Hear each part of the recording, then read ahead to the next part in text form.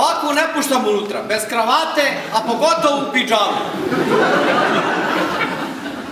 O, razumite se, čovječe. Ona je... Mučenica. Da, mučenica. A istina je, to ne spori. Ali čemu ja služim od ovde? Ako će svako po svome, onda je besmisleno da ja stojim ovde. Krutiću, ili ima nekih problema ovde?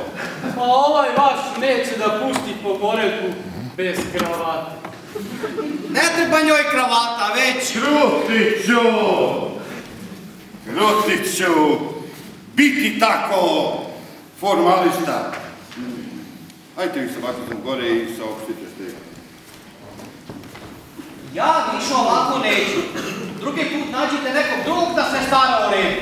Ti ovako neću. A neću. Kako? Pa, dozvolite da vas se zahvalim u ime prisutnih.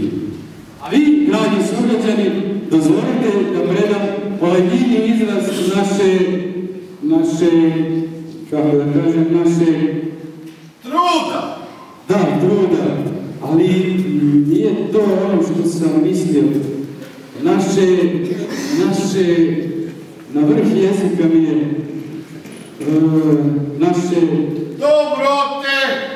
Da, ali nije to, kako da kažem, naše... Ljubaznosti! Da, ali to na vrh jezika mi je naše... Pa drugarske pomoći, reci to! Solidarnosti, da, to je prava reč. Zato mi dozvolite da je predam ovaj divni izraz naše solidarnosti. Saosjećam sa vašom nesrećom.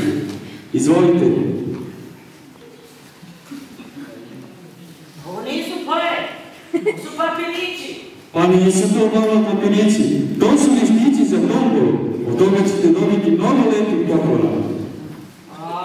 Meni treba novac, a ne papirići. Pa neće mi oni nagraditi kuću. Pa to vam je isto, još i bolje, mama.